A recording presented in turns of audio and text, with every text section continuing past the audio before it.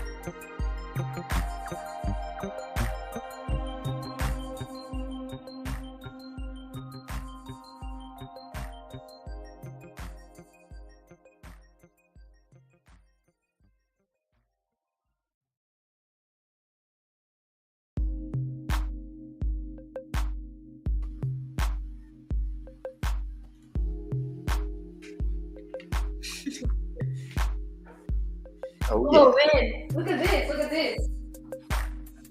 There we go. Bigger version of that. Oh, yeah. Let's go. Let's go. Hitting that loop button, hitting that loop Look, button. I don't even know where that is. We got all the decks. We actually usually do a live session here, huh? This is what we're doing the whole hour now. Absolutely. All right. We've had enough of this tune here. Let's pull this music off here. All right. Sweet. I am really excited for this episode. It's going to be a fun one. I'm actually excited because I'm using my podcast mic for the first time in a podcast. So awesome. Wow, I'm happy to be the one to help you break it in. I've also got mine here as well. I'm still waiting on my stand, so I'm just kind of, holding it. But yeah, it's this is going to be good. Thank you for very last minute jumping in and slotting in. So I appreciate that. And No, thank you for inviting me. Yeah, for sure. So I'll give you a little bit of an overview here. This is going to be a fun one. It's going to be a little bit more on, dancing into the technical sides of things with CoUnity, because what you're building is also quite technical. And so the framework that I chose and the tool that I chose that I want to share with everybody is more of a technical tool as well, and a technical framework. So I think it makes a lot of sense. But also I want to, hear more a little bit about what you're building and what it's going to enable and what it's going to open up. And then I have a few questions and thoughts which I think you'll really enjoy, because I was looking through your Twitter feed with different things of just the macro element of custodial versus non-custodial, and kind of what's to come here in the future and how it's going to change the way communities even interact with each other, right? So before we jump in all that, let's definitely get started with a solid introduction. Give us your little bio, little history on you, Doris, and then get into a little bit of functor after that. Absolutely. Yeah, just a little bit about me. I'm a software engineer and a developer, so I've been coding probably for the last 10 years now. Wow, that's a lot. That's a third of my life. And so I've developed from since San Francisco, worked with YC companies, helped them scale. And actually afterwards started in blockchain in 2017. So I worked in a blockchain company for like a year and a half. And after that, I actually built the largest ride sharing app of Honduras, which is a Central American country. We were actually like a 70 people team, pretty large. So understand how to build marketplaces. That was, very interesting. And now we're building Functor Network, which is an open signer infrastructure. Yeah, it's basically a key store layer, which is a new kind of infra that I'm very excited to explain to everyone what it is. Nice, nice. Yeah, I actually saw a post from a while back that you had on Twitter that was what was it? It's like it was a poll, and it was, "Do I know what a key store layer even is?" And the options for like, "What is this?" or something else, and like the majority of it, people are like, "What is key store layer?" So maybe because that's a lot of what you're, obviously the core component of that you're building here in this space. Yeah. Could you help explain to the everyday person what a key store layer is? Absolutely. So actually, this infra was proposed by Vitalik. He was the one who actually came with the idea of creating a Keystore layer. So the TLDR here right now is that, probably if you're in the Web3 space, you've been hearing about account abstraction, smart accounts, right? So that narrative started like 3-4 years ago. And basically what Keystore layers are is complementary to smart accounts. And what they do is that they verify the owner of the smart account. So this is extremely important to avoid signer fragmentation. So right now the problem with smart accounts is that they are per chain. So you have your smart account in, let's say, Arbitrum, but then you have to redeploy that same smart account in Optimism. So the more scalability in terms of transactions Ethereum has, the more fragmentation smart accounts have. So you need to have a place where you can verify who is the owner of this smart account instead of having that like per chain. And then when you have that, you open up a new world of possibilities because now you have like these, everyone has access to, to verify that you're the owner. And that allows you to do very cool things in terms of like automation and verification. So keystone layers are basically that like, a place where you verify the owner of the smart account. So an owner could be, a passkey, a private key, or anything that can validate that you're the owner of that account. And that's basically what keystone to verify that in a way. Gotcha. Interesting. Yeah, it's like this is something from a use case perspective, and you can jump in now more here on this elements because I feel like when you talk about technology and infra elements in Web3, one of the most helpful things for me then to jump to is like, well, like what are the use cases? It's like sometimes you hear something very, very technical and you're like, okay, I kind of understand it a little bit, but then like, tell me what I can build with this and what it's going to open up for, everyone to actually jump in and use. Right. Yeah. So curious, like, so if you want to maybe tap in on that a little bit, like because that I think that will also help, everyone, realize what this opens up, Yeah, no, actually, it's pretty awesome when it opens up. One of the cool thing about it is that you're able to attach n number of signers to a smart account. So in simple terms, think about it as right now you have your wallet and you have a private key. Probably in the last 18 months, you were able to attach a passkey. That means that you're able to generate your wallet with a passkey, which is pretty cool, great UX. But now with keystore layers, you take that to another level, and you're able to attach n number of passkeys, right? So you can use your phone, your laptop, or anything that supports a passkey infra, and that could be a signer for your wallet.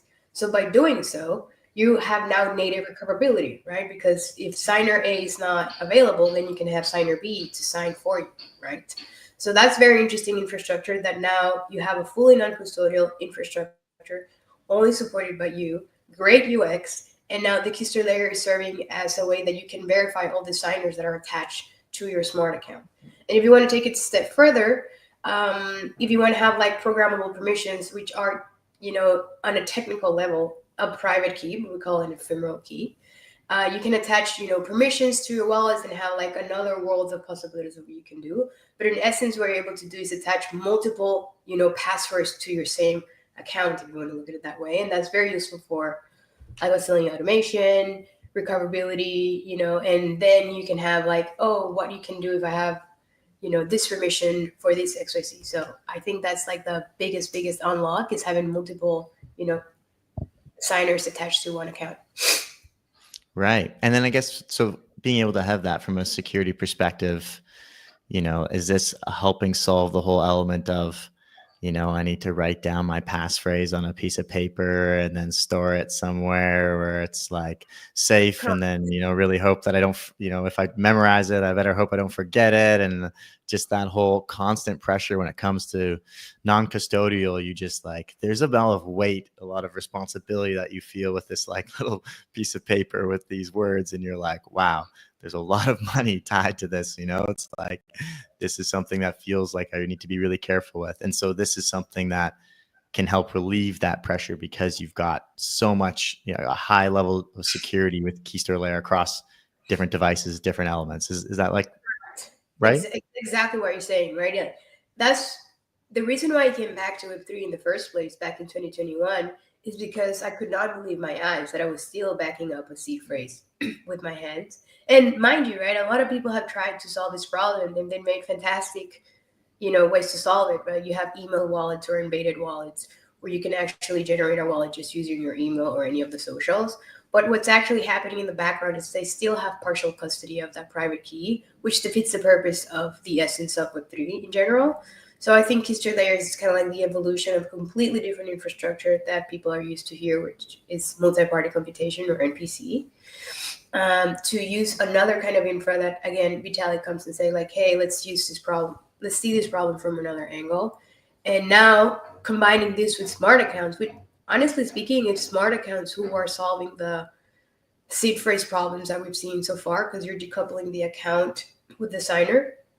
And that's where like the magic happens. And then the Keystore layer just complements that in another level, like makes it actually useful. It's like the missing piece that we will always be talking about, like removing that terrible UX that it's almost a cliche at this point in time. But I think now with all the advancements of smart accounts, with the Pectra update happening, and with Keystore layers, now you have like a fully suite of infra that enables you to have that, so talked about experience. But yes, in a nutshell, yes, seed phrases should be long gone now. And then you can have actually the fact that you have like this recoverability aspect to it, and then that you're truly owner. I think that's pretty exciting for the new up and coming users and actual users right now as well.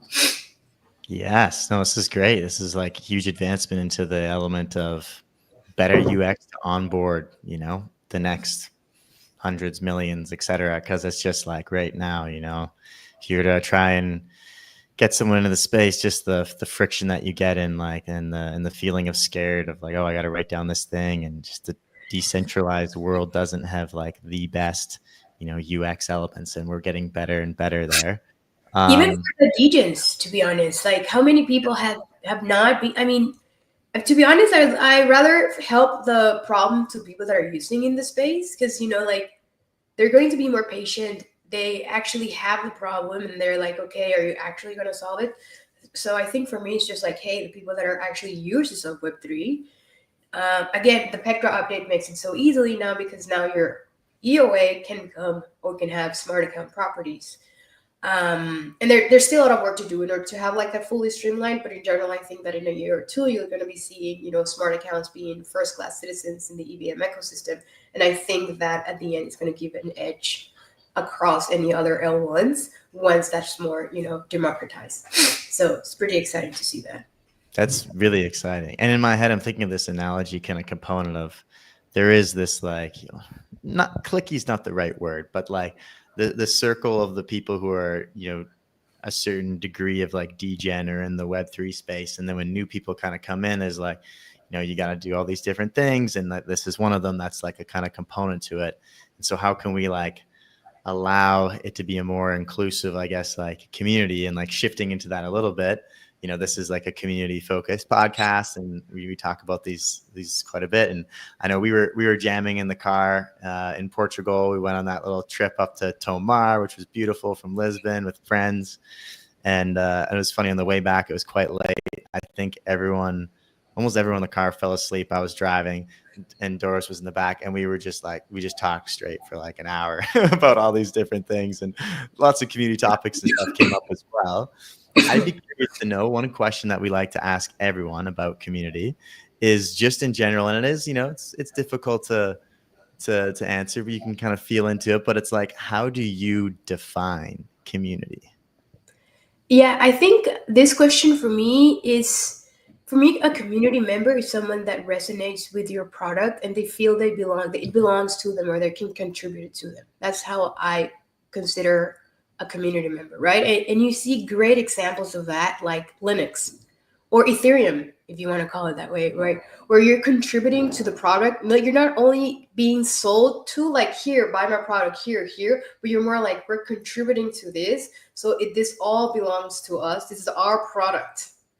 And we've actually achieved that. You've won because it's not the founder trying to sell, it's more on like, okay, how can we make more people actually use this, right? And you see it, you see it in every form of way. When you actually have a something that you've used and it actually solved your problem, you go and tell your friends like, oh yeah, use this camera, it's actually pretty good, or use this microphone, it's actually pretty good, right? You're not getting paid a single dime. You're just saying like, hey, I want you to have the same experience as I did because it's actually pretty good, and you don't care. Like, your incentive was get your problem solved. So I think that for community people, they got their problem solved, and it's like, why on the belonging in the community is the answer. On, this resonates with my values, then you have a community member. That's a really good answer. It's really interesting to hear the answers to this question, and often hear a component of like the name that we rebranded to being CoUnity stems from this breaking down the word community into common plus unity, and it's this aspect of like every community has a group of people that are all working in a common unity. They're working in a common direction. Like you said, they're like part of a shared project. They've got this, element that they're connected to each other with, right? I think the difficult part with communities in Web3 space is just the different, I say like ICPs, ideal community profiles, but like the different types of community members that exist, right? Because there's, you've got the developers and builders building on that infra, which is like aligned in that vision. You've got the investors who are investing into the token, which is also aligned with that vision. Maybe you have like node runners or stakers who are validating part of the network who are like, part of that vision. But they're all very different types of people, which Yeah. sometimes you don't see as much of that in, other Web2 based communities, which is generally just like very focused around the interest and around the shared element of like, it's run club, we get together and we run, stuff like this. I think one of Yeah. that part, and I think something that is not talked about, is we need to understand that essentially, at least if you're an infra project, you essentially, in many ways, are a marketplace, right? So you have supply and demand. So the needs of your supply and demand, it's kind of like Uber or Airbnb. You have the people that is providing the service, and then you have the people that are using the service. So when you have those two sides, how you build community is extremely different, because one, it's in your community because they have an incentive mechanism, which is, again, using Uber as an example, right? They are part of your community because you're paying them, they're getting incentivized, which is a very different profile of how you can engage with this community member, right? Because their incentive to belong is kind of like their work.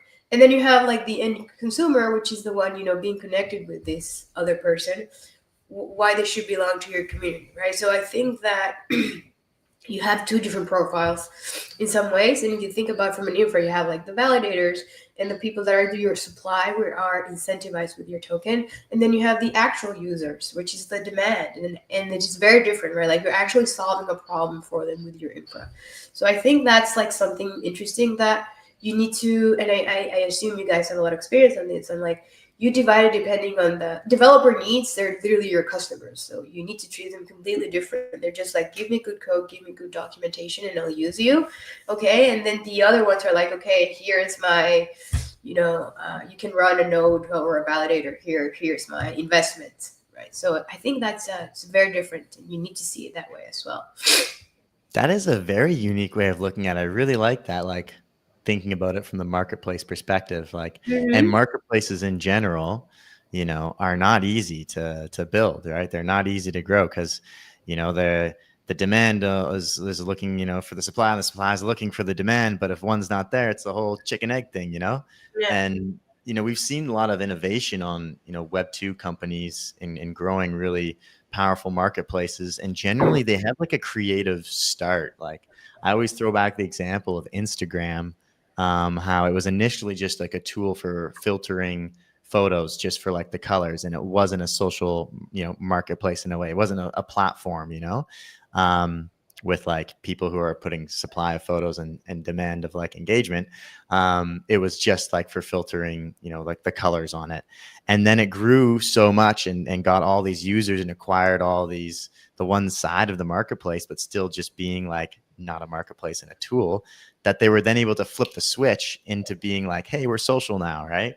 And that was a huge part, I think, of like their launch and the way that they kind of grew, which I Yeah. always, think through these, like, what are the Web2 company hacks, and, clever things that they did that, now in Web3, we're like so deep on chain that we like, forget to like, be like, oh, wait, we can go off chain and go look at some like Web2 examples and see, Mhm.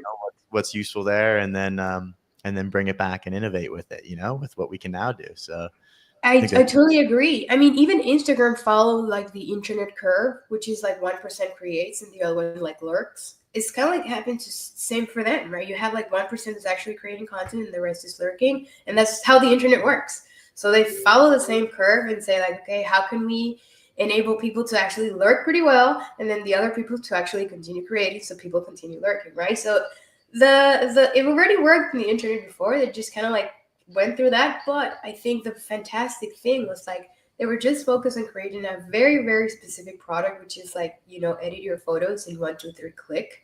And they were really, really good at that, right? So the barrier of entry was extremely low, and the other tools that were trying to mimic that didn't have the social component to it. They were just an editing app, and they just store it in your application, and that's it. That's boring.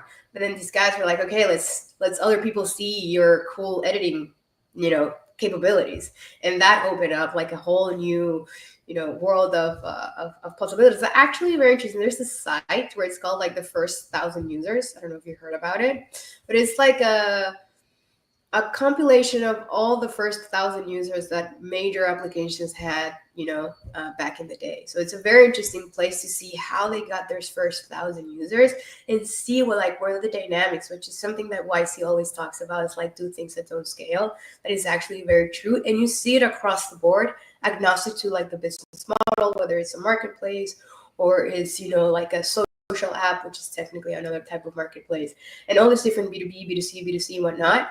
You see that I'm across the board. That is always kind of like the same playbook in a way, and it's very interesting to read it. So definitely recommend you to see like the first 1,000 users. It's pretty cool.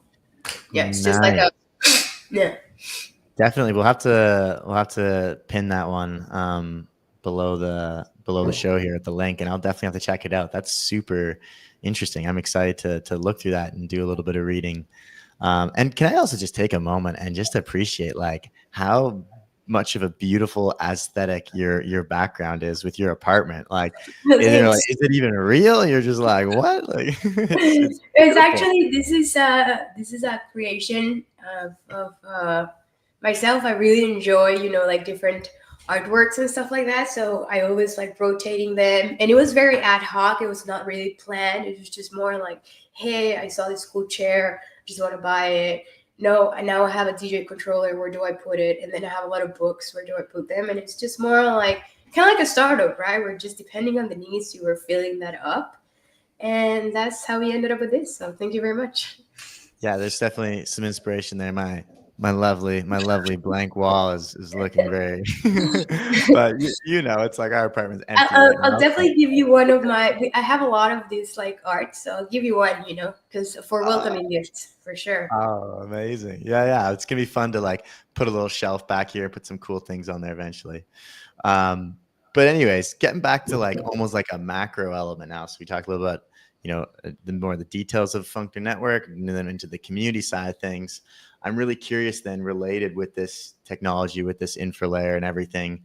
If we really zoom out, what will this like self custody revolution kind of involve? And I know you post this thing, and I was like, oh, that's really interesting. Like with Paul Watkins and talking about how self custody is a foundational American value, and that's pretty That's pretty wild. Like I was very surprised. I didn't catch that. I don't know if you want to explain more, like the setting of where that exactly was said and what it means, and your thoughts on that for like, what kind of, trajectory does that put us on?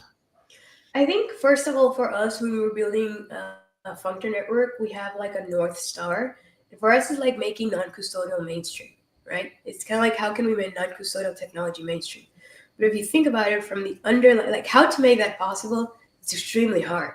Um, so I have the thing about it is that people want to have control of the assets, right?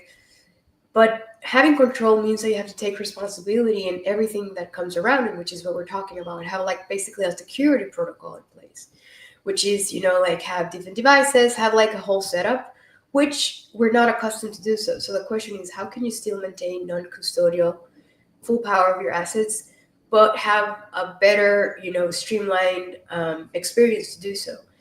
So I think with what's going on right now and how I think it, and that's why they're saying that this is a right, is because you should have solely power or assets or control over your assets, and it's a right, right? It's a right that we should have, but because we don't have the infrastructure to do so, it's taking away from us because we have like user churn, right? Because we're trying to do all these setups and we don't do it properly, and then the user ends up losing their assets. So they ended up giving their control because the experience doesn't allow them to do so.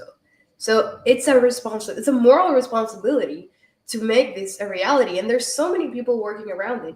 Again, talking about Vitalik and doing smart accounts, and all the smart account infrastructure companies are trying to do so, right? So there's a lot of people in the industry trying to make non-custodial mainstream. So everyone that is contributing to this is helping to this right as humans to actually be possible, by creating, again, great user experience that enables you to have this non-custodial component. And I do think it's a right, but it's taken away from me by not delivering a good UX. Yeah, and how do you think it'll change? How do you think it'll change a country? Like, how do you think it'll change like finance, like from a massive, perspective? I guess you could say, like, what, like actual like implementations. Wow. Implementation implications. Implications. That's the word. Is this gonna like compound to? I think, for example, something that we've thought about with functor existing, we enable new lending primitives. We enable, I mean, at the end of the day, let's take a step back before going into like what we enable. If you think about it, basically you're paying the bank in order for them to custody your assets, right? You're like, okay, I trust you. You can hold my assets on my behalf, right? So what happens when you want to change that dynamic? So I don't think that's going to be massively be shifted. What's going to be shifted is like the responsibility of.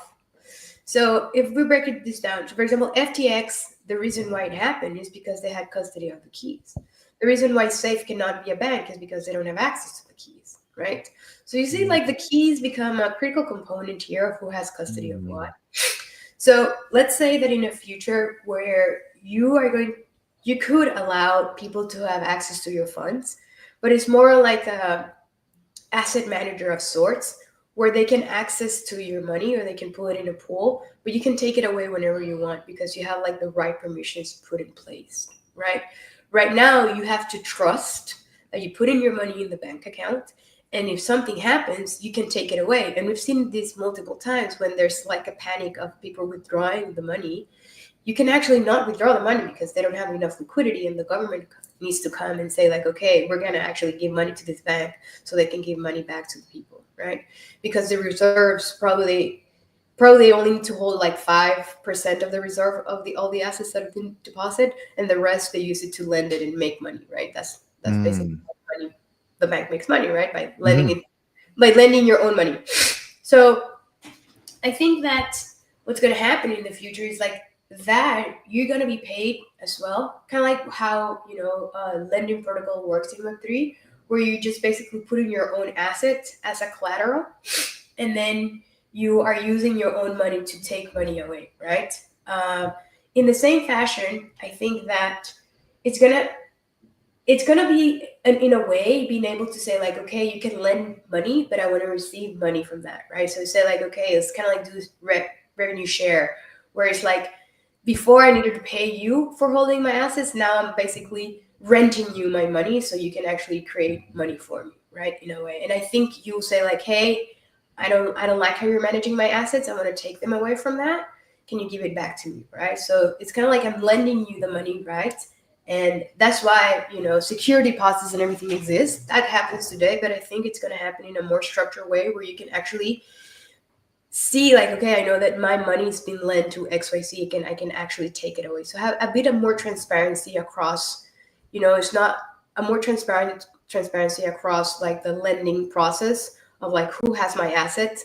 Is it a good payer? Is it not a good payer? Or like this belongs to this whole pool, but I can actually take it away. So not fully depending on third party, aka governments, to do so. I think, and you're gonna be choosing the risk, right? Because at the end of the day, you're saying like, hey, you can lend my money to a person that has XYZ amount of risk. Yes, you can do that, right? So I'm taking a risk to earn this amount of interest. And if I lose it, then I'm aware that I made that choice, right? Because I said yes, yes, and yes, and yes. So I think it's going to give you like a more think about like structured way to do so, at least in the Web3 space. So very interesting to see how that's going to look in the future as we build more infrastructure that allows you to do like new lending primitives across chains. We're going to be seeing like new products, and I'm very excited to see what people are actually thinking about. But I think it's going to be very different in terms of who has control, and not being them the custodians, but you being your own custodian, and then actually working with you alongside to make more money with your money instead of just being the custodian per se. Wow. No, that was great. That was a really good breakdown of like exactly, what I was just talking about. Because I really think that, the story that just pops to mind, and I'm probably like, maybe you even remember the details of it a bit more, but I remember it hit a little bit home because it was up in Canada. Was all these truckers over in the east, over in Ontario. They like had their bank accounts frozen from doing a protest. And they were doing a protest, and the government froze their bank accounts, and they didn't have access to their bank accounts. And I think like slowly, like they got their accounts back, all this stuff. But there was even a component where they're like, okay, well, I need to go represent myself in court now. But they're like, I don't even have access to any of my money because they froze my bank account. It's just like wild to think like the power that a country or government can have to just be like, you don't have access to your money anymore, which is very scary to think about. And this, taps right into that component of, having more of that of your own access to your funds, to your assets, right? And still at the same time tapping into this element of, I also agree. There's a big movement in Web3. There's lots of people who understand the business model of banks, and they're like, fuck these banks. They're like, it's like they're so extractive, taking like the percentages of what they're taking and how they're making so much money. They get, once you learn about like yield, in crypto, and you learn, one of the biggest business models being like stablecoin and yield, and like these whole elements, you're like trying to, communicate this to the Web2 world, and you're like, why aren't you guys like, come over? You know what I mean? Yeah, something that I find interesting, and I think one of the things that we as an industry need to be smart. It's not us versus them, but it's more on like, hey, we can earn all together, right? Because when you tell to a bank or to a lawmaker or to a policymaker or to a government, you're not going to have control. Of course, they're going to say immediately no, right? So you need to be smart about it in a way where it's just like, hey, we can have like all these benefits without you, quote unquote, not losing control. Again, take it this way. If we were able to say like that you are not going to have custody of this, so the user has to kind of like search for their own insurance, that's better for you. It's better for me too, because I have control. You don't have to have custody of this, so you're not responsible. It's a win-win situation, right? It's all about it's all about perspective. It's like, okay, I can consider this. I don't have to have custody, so you don't have to repay it. They have to search for probably a Web3 insurance if something happens to their assets and whatnot, which is a good business on its own.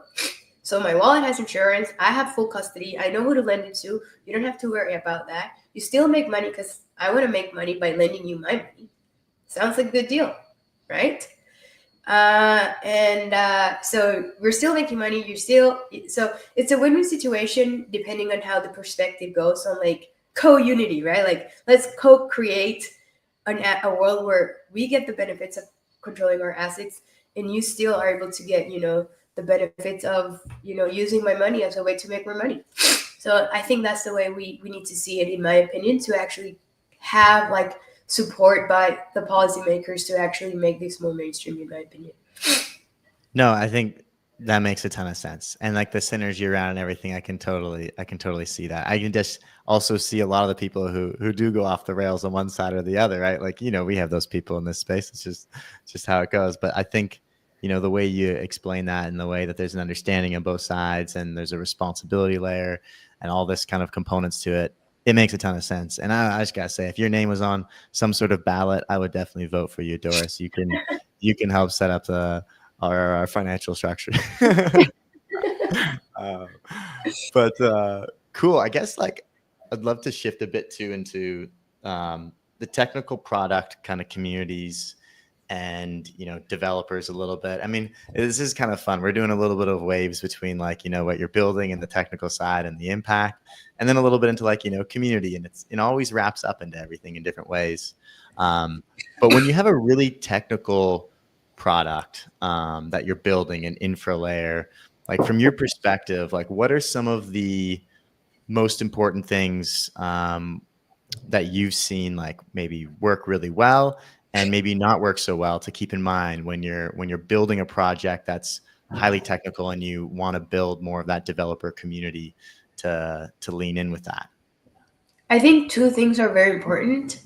And this is something that people have told us in the past. We went from being extremely technical team, as in we're still extremely technical, but in how we communicate what we're building, to actually make it more digestible for anyone. It's really agnostic to who you're talking with. We've talked to cryptographers, we talked to very technical guys, people that have built amazing protocols. And if you think from first principles, humans have a working memory of four. You remember four things. Okay? If I ask you give me, brands in phones, you probably give me 7. That's the average. But remember right now, all the things that I'm going to tell you in this conversation, you're going to remember 4. So if we take that as a base, the more complex I make it for you, that's probably not going to be stored very well in your working memory. So you're not going to need to store what I do. So if someone asks, hey, Dad, what is Dory doing? And it's extremely complex, you'd be like, something kind of like, I'm not sure really, right? Because it's too complex to digest. So what we realize now that instead of telling you what we do, we tell people the use case and the things that we enable with this technology, right? So it's very easy to repeat. So how we're able to tackle the developer community are 2 things. Showing them use cases. Oh, okay, like this is the technology. These are the use cases and things that you can do with this technology. Oh, you can actually build a Zapier for liquidity pools. So you can automate what the liquidity pools can do right away. Boom. You can have a decentralized one password. You can actually have like a nice UI here, and you can actually have a decentralized one password. People can manage their permissions and whatnot with this technology. Boom, you have a great use cases. Oh, you want to be using bots to do like automated trading? Absolutely, perfect use cases. You want to be doing automated borrowing and lending? Boom, you can do that. You want to have like enterprise use cases, for permissions and policies for more, institutional clients? You can do that as well with our tech, right?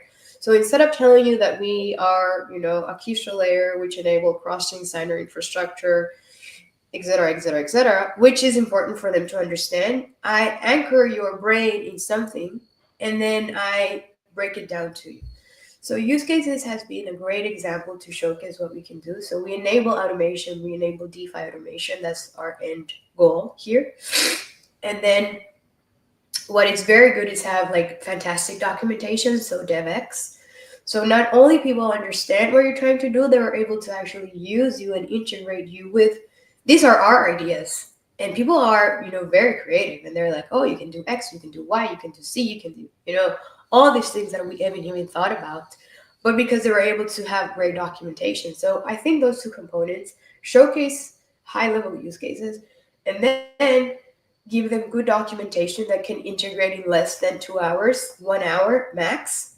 And I think you'll have a good product. That's really great suggestions and feedback and kind of thought process on developer community and building product stuff. I've had so many little tangential elements to this with different clients that we've worked with, recommending, different types of events and campaigns. And a lot of them are like, one of them was talking a bit about like, let's do an idea-thon where we literally get the community because, maybe project you can't actually even build on quite yet, but we want them to understand what you like can build once it's live. Let's think about all the use cases and like, have a fun event where we just come up with all these different ideas and different things. And then, create a blog post, an article about it and attract more of that attention. So then when it goes live, the builders can come build on it. I think that's really, really cool.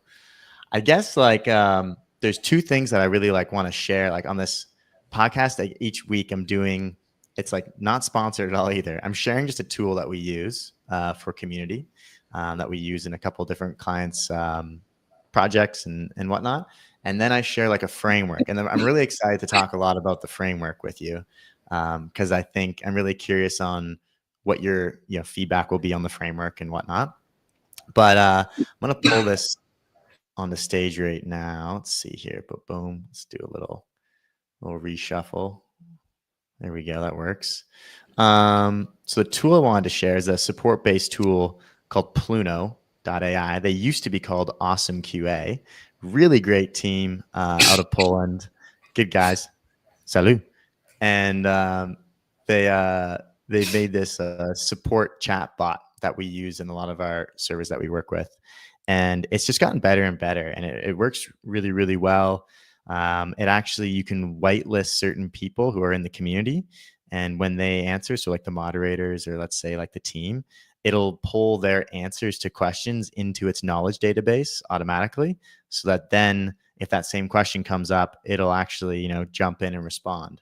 I think one important thing with like support agent, chatbots in general though, is they should be kind of put into like their own channel or their own space. So they're not just like jumping into conversations when you're just trying to talk about the narrative and things like this.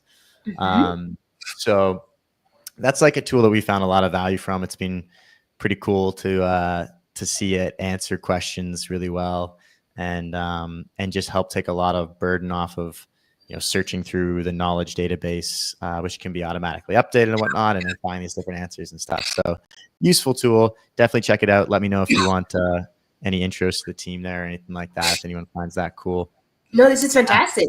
I mean, Yeah. it really removes like the redundancy of all these questions, right? And it's just because this is, mind you, right? I've scaled other companies and customer success is really, I built customer success teams from the ground up. And trust me, when you have all these tickets and people asking the same things, you need to be like, okay, I already answered this question. And 20 people are asking you the same question, right? And it becomes like such a repetitive task. And you and you have to start building tools, internal tools to avoid all these hurdles, which honestly is not your business. Your business is, it's not another business, but because you want to be more efficient and you have a 20 team of CS trying to solve this, is actually pretty cool too. So thank you for, showcasing this. Fantastic. Yeah. Happy to share. We're like, trying to take on the ethos of like not gatekeeping a lot, sharing a lot of as much value as we can, right? And then so with that, when it comes to support, this is the loop framework, and it's really interesting. It starts on the left and works your way to your right, and it's split into two categories around mostly focused for developers and builders and whatnot, right? And so just walking through it, there's like these 4 stages, and the first category is in enablement, because in general, I feel like developers, they oftentimes like they want to just like keep shipping, keep coding. They don't want to take like have to go talk to someone to get an answer for, a question or whatever right away. They want to go get it themselves, a lot of the time is what we've seen from the research studies we've looked at and everything. And so when it comes to self-service, this is like obviously your docs. And this is also, I think, where elements of AI, which is kind of related to the next one too, but are starting to be much more present. So there's like, just going to the docs and find the information, searching for what you need. And then the next stage in your own enablement is this AI assistance. I think we're seeing a lot of innovation in this space right now. Like the one I just mentioned with Pluno kind of falls into this bucket. You can ask it certain questions on things. It comes back to you. I think another cool hacking thing that I saw is like if you're a project, Nodder and Eigenlayer did this, and I think Wormhole did this as well. If you go to their docs section now, they've got a little like clipboard. You can copy the entire markdown of all their docs. And what's really great about this is people were already developers and builders are already going in and like copying all like the doc resources to paste into their own AI, chat solution, whether they're using Claude, whether they're using whatever model they prefer, and then querying it to pull like the different insights or answer their questions, or even chat with it even about ideas of what could be possible, for example. So just enabling that to be a little bit more easy, where you can just like one click copy everything, I think is really, really smart. More projects should just think about this. I was looking at lots of docs pages too, and it's like, it seems to me like a fairly intuitive and market, directive change. What a great idea. It's fantastic. It's the best. I mean, so good. It's a fantastic idea. I haven't thought about it. It's just great, right? Because you just like, with all the AIs, and as you mentioned, right there, it's a way to help you yourself in a very easy way. It's a great idea. Wow. Yeah. So this is on the enablement side, increasing, your independence, speed, efficiency, and just pushing more of that to like self-servicing yourself. That's what's kind of like looping out to the left here. And then when you move into the other category of actually starting into like support, this is where I think it's one of the biggest values in community is enabling your community to support each other. And there was a really fascinating study from a community consulting company called Feverbee. They operate in the Web2 space. They did big stuff with like Sephora, I think some small stuff with Nike. And there's a really his name is Richard Millington. He's a legend. He's written some really good books, and it's got a lot of really great content out there on community, all in the Web2 world. But the stuff that he comes up with is really interesting. And one of the things that he like talks a little bit about is this like value of support and like call deflection you can actually measure, right? And they got to do this case study, which blew my mind that the client allowed them to do this, but they somehow came to an agreement where they froze the entire community and shut down the community. And then they tracked and measured the increase in customer support phone calls from their website. And I thought that's so cool to kind of see like how actually valuable, because it's really hard to drive into the ROI on community, is this element of community support. And the results of the case study were like insane. Like it ended up being in the millions of dollars they got completely flooded with like customer support. The whole customer support team was like completely flooded with phone calls. They couldn't handle them all. It was just an insane amount of extra, work from the company and time and all this stuff, right? Versus creating an environment or having a space in a community where once someone learns a problem with your product or figures it out, and they're excited about it and they have that common unity and they're stoked to move in the same direction, how do you enable them? How do you like get them to engage and help their fellow community member along, right? And then the gains from that, like the compounding effect of just setting that culture, building this element, and driving that narrative is a lot of what like we're like strategizing, doing a lot of with like clients we work with. So it's like really, really. I think Reddit did a fantastic job at that as well. Think about it, how they do it, right? Because you can give them points, right? Yeah. You have like little points that Reddit has. I've never seen such a strong community as Reddit. It's the only social media platform that hasn't stopped growing across time. It's the only one. If you compare everyone else, they had like a peak and they started going down. And Reddit didn't have like this massive explosion, but they did had consecutive growth.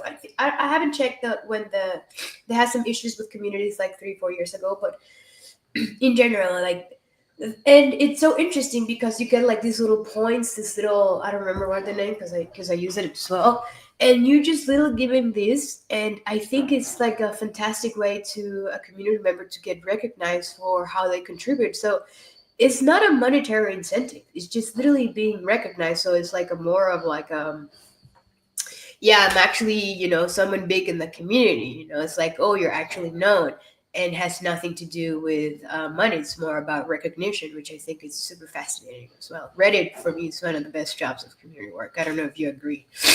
No, that's a super cool stat. I didn't know that, like, across all Mm, time. That's fascinating. yeah, it's fantastic. They're really good at this. No, very, very cool. And then, like, I guess like the last stage here, the component of it is, at the end of the day, there's certain things, whether it's custom to the platform, whether it's something you uniquely have on, is then innovating on like what's the tiered support strategy too. Like how do you escalate issues and like what's the plan there? I think we think through a lot of support flows and strategies, because the one thing that you don't really want to do is make it so easy that then suddenly just everyone starts mashing opening tickets. And then that can just take a lot of time. So then just have all these different tickets. So how do you lean on the element of community support first, and then move into like the ability to open up a scalable aspect of like, depending on how does it need to go to this engineer or that engineer or whatever. And we've worked on doing automation stuff through Slack and through other things as well to ping the awareness, where it's at. The community might be in Discord, the engineers might be more in Slack, things like this. Yeah. And so, yeah. Uber did a great job on that, to be honest. Who's that? Uber Oh, yeah. used GraphQL. So this is in the old days. So I can rest assure you, you can even optimize it. It's even better now. But they kind of have like the frequently asked questions kind of thing. So depending on what you were asking, it will kind of like go through a workflow already, and that workflow basically will give you like an immediate response, right? Immediate response is like, oh, okay, you are trying to get money back because your route didn't go as the proper route, and they charge you extra. They were able to automate that, so not a person needed to see if that was true or not. They were just more on like, I'm just giving you, I will think of how it was, but I'm not sure if it's exactly like this. But let's say that the original ride was $5 and the end one was like 8, right? So they're like, okay, this is different. Here's $3 back to you, right? And no support needed. But that was like, I had to study this, by the way. So there was a whole team just in charge of this. But now with all these automation tools in place, I'm pretty sure that someone is trying to help in CS and how you can bring those elements in the Web3 space as well. I'm pretty sure that you guys can check that out, but I'm absolutely certain you can automate and then probably create a ticket, because still, right, you cannot, engineering time, it's too expensive for them to be in CS. Like they cannot be in CS, right? It doesn't make Mhm. sense. So how do you actually make sure that this is not, it's a bug, right? It's not like a feature request, which is very different as well.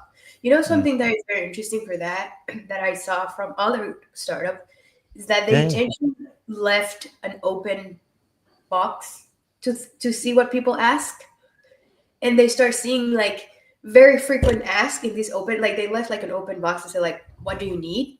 And then they start seeing that people start asking for the same thing. So it's not the same when a person asks for one thing, but many people. So there's clearly something happening here, or clearly a lot of people want the same feature. So that was very interesting as well, experiment to see what people tell you. And now with AI, you don't even have to look at it; you just collect it and you parse it through. So very interesting Yeah. times.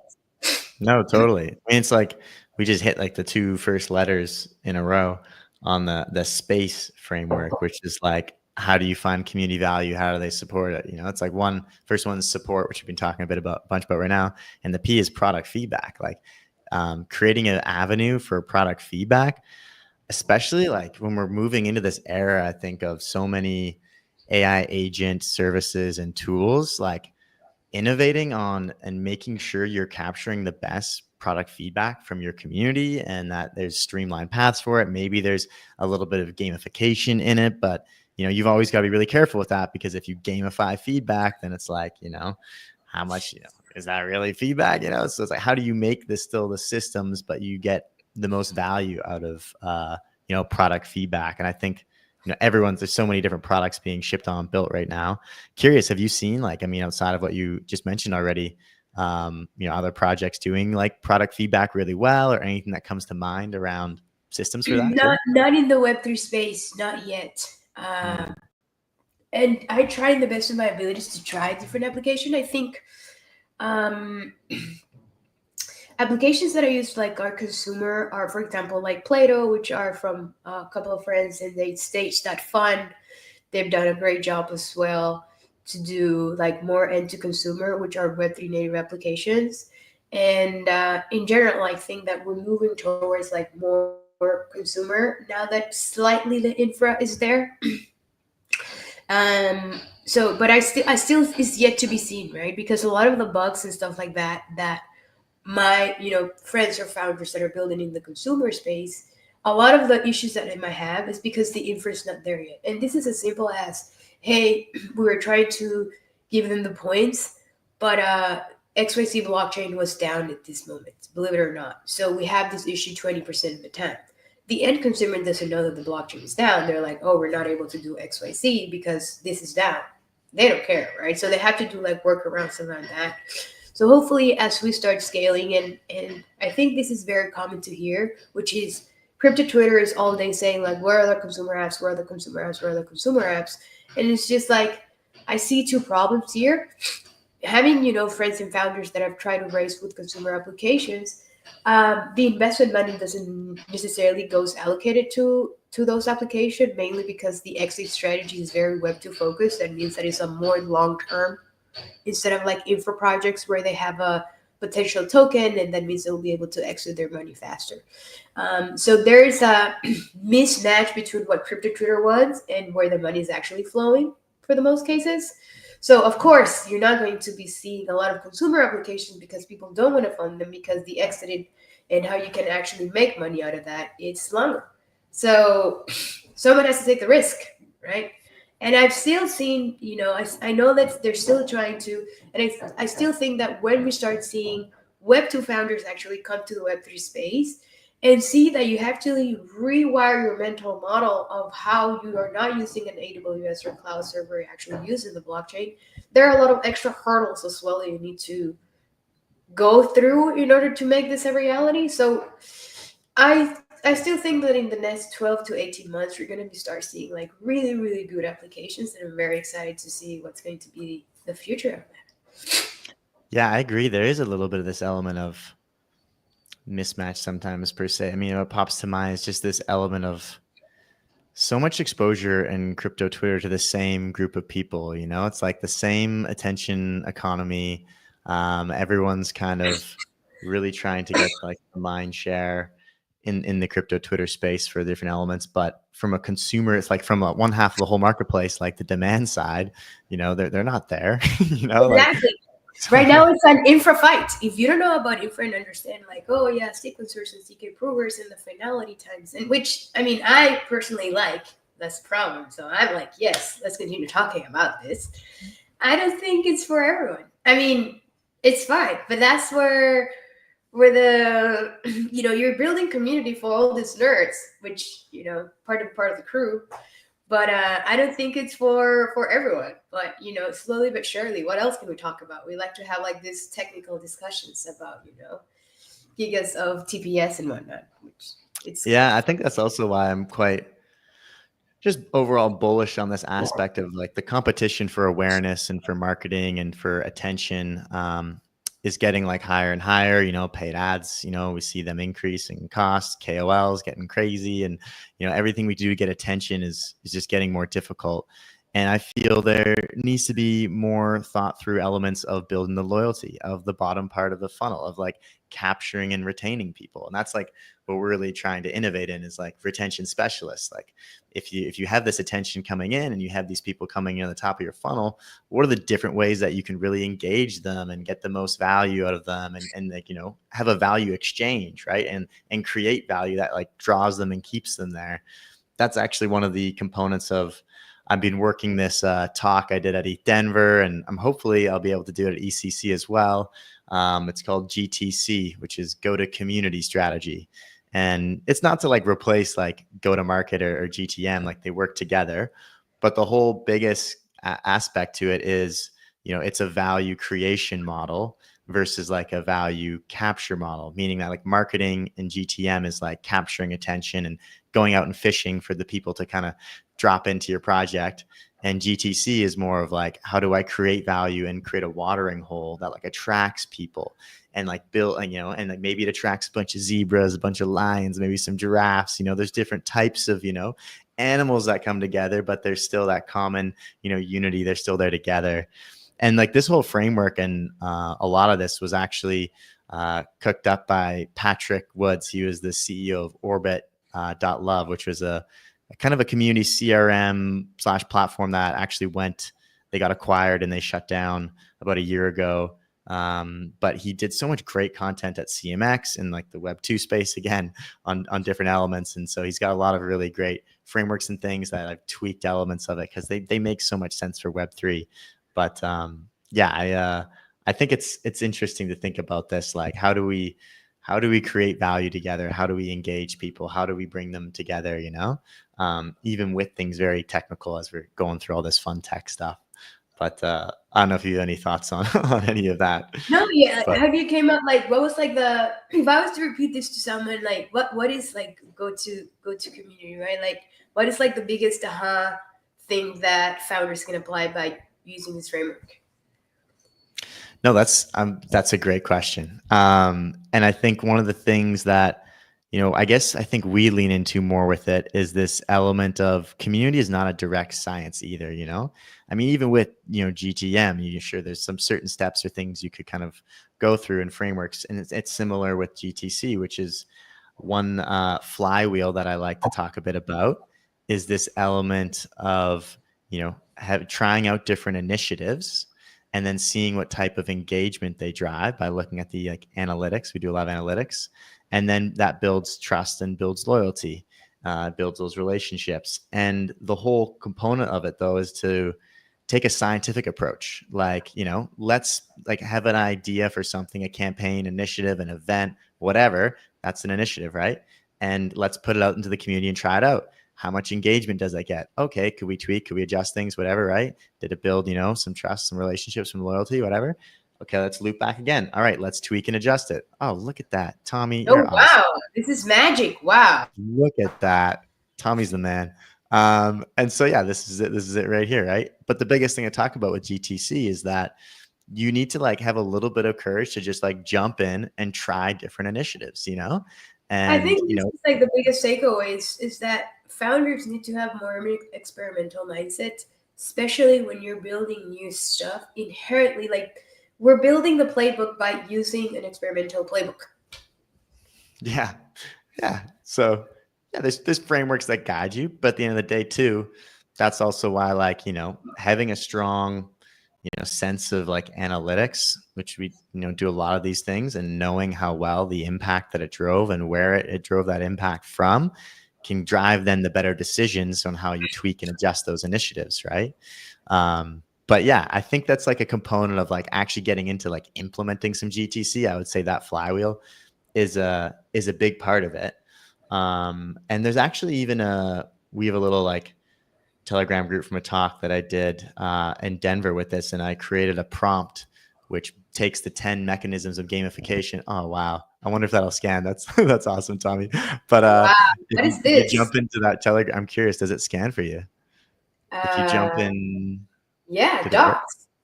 Oh, sweet, amazing. Wow. There's a Google Doc pin. Yes, so there's a prompt there that literally gets you started on what I just said. You tell it a little bit about your community, who you're trying to reach, and then it comes up with a whole like table full, like a grid full of different community initiative ideas. And they're like AI generated, and some of them may be not the best, but it gets your brain going. It's that ideation flow of like, what could this be? What could that be? Whatever, right? So yeah, I hope that helps people. They can check that out. I guess we can start to like wrap up here. There's a few little mini rapid fire questions that are maybe a little bit spicy, and I'm curious just to hear just like your take on a few of them. A big one in the space is like, open source versus closed source. what's some of your opinions and thoughts on where It's that's going? simple: collective intelligence versus not collective intelligence. That's it. I like Uh, that. so you can crowdsource from the community or you cannot. So I mean, fundamentally, you're gonna have a stronger and better product when it's open source. And obviously, there are good and bad things about that in general. Because I've heard people that are like extremely smart teams building the technology, but then it comes a very fantastic marketing driven distribution team that takes over the technology and they're the ones who are actually owning it, right? So you need to be aware of that as a technical team as well, which is like, hey, we're great at building tech, we're not good at distributing. How you make sure that you're still the ones who are actually, because if someone else take over your project, you are completely disincentivized to continue building on it, right? So the technology dies, and we don't want that to happen. So I think that I'm full pro on open source. I believe that's the best way to build products. Again, Linux is one of the best use cases of that. GitLab, fantastic as well.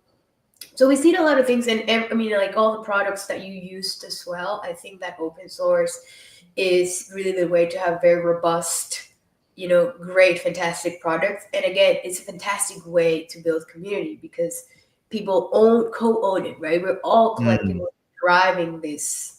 Okay, so you would like this product so much that you contribute. I've contributed to open source projects like React and all these like open source libraries, right?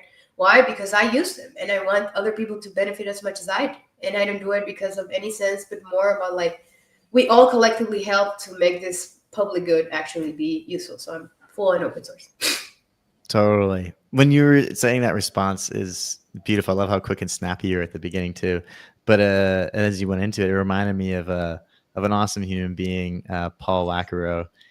He does a lot of work in the Ethereum Foundation and everything, and he was like studying to be a doctor, and he showed like just started contributing open source to Ethereum. And then his like contributions, the little, like the GitHub map with all the little green, it was just like fully green, and then he ended up like working there and, changing, pivoting his whole kind of career and everything.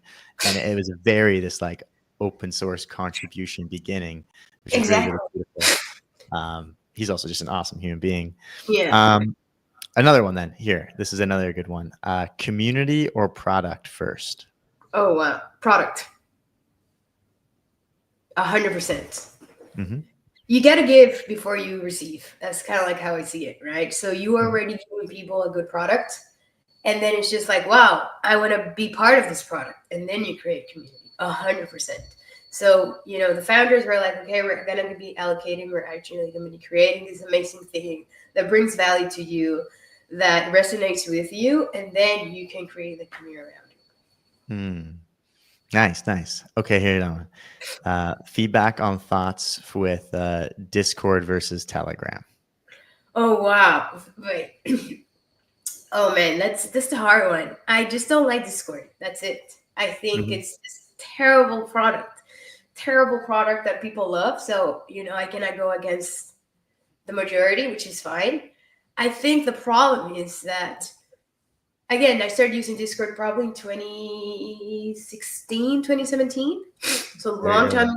ago, and this was with my developer friends who were gamers, and they're like, I'm not in any other text messaging applications besides Discord. And I was like, Discord, what is this? What are you talking about? Servers? What is this? I don't like this, right? But again, there were too many clicks, right? As a good developer, one told me less is more for us. So usually, good developers tend to move towards less clicks, if you want to look at it that way. So it's fine. I respect it. I think that Telegram is slightly quicker to access. I wouldn't say better, just quicker to access. Where I like my community to live, actually, that's something that the community should choose. I think that's a community-based response. And which one's better? Again, I would not be a fan of Discord. I think it's hard to have in the phone and whatnot. And Telegram is just mixed with everything else. We do have a Telegram community because I prefer it because it's quicker to talk with. But it's TBD to me. TBD. Yeah, they're both like have so many different pros and cons from my perspective. the one thing to your point with clicks with Discord, I'll tell you what, it's probably like a million clicks just to set up a Discord in like the right way too. Cause like you think there's a lot of clicks using it, setting these things up, it's insane too. Like I'm just always blown away at like how many different custom setups and things. And I think that's one of the main reasons, and what I've realized why as well. There's so many just like terrible Discord servers out there that frustrate, you, because they're just not set up very well at all, right? And part of the reason why they're not set up well, as I mentioned, is just like it's not easy to set them up. So many different things you have to do to set one up in the right way. And what we also started to look at is, because it's kind of at least just a platform where we can customize the most amount of things. Shout out to one of our companies that we're partnered with that we own a share in as well. Is called WidgetBot. And what they do is they power a embed on a website that's a direct window into Discord. And so cool. it's pretty interesting because you don't have to go onto Discord app. You don't have to do that. You can be on your web page and you can chat into an entire Discord server or into a single channel or something powered directly on your website. So we're getting a lot of interesting, applications for this that we're experimenting with, and it's been really fun to see, because we're kind of trying to extract away the distraction that you also get when you go in Discord and you see hundreds of millions of notifications on the left and whatnot, right? But I think maybe some of those types of solutions might be something that we could jam on. I could show you a little bit around. Something that I think as well, and again, this is a hot take for me. It's just like, I don't think the company should be creating their own Discord. The community should do it on their own, because I don't want that to be my customer success. Like, this doesn't work. Like, it becomes like your customer success complaint, open company place. And I was like, I don't want that to happen. We have forums for that. So like, you have an issue, we have forums and it's public. And then the Discord is where the community is jamming. It's not a place where they're complaining, because who's going to solve their problem? Nobody from the team is going to solve the problem. But it's a place where we can actually have fun.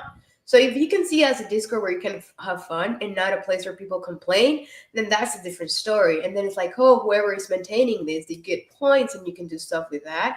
So you have like a fun element to it. It's actually community building instead of like having a complaint building, which is basically what happens in most cases, because that's what happened to our thing, right? So it's like, there should be community built. Actually, it's so funny. I changed my Twitter handle. And apparently that's my old Twitter handle is now our community.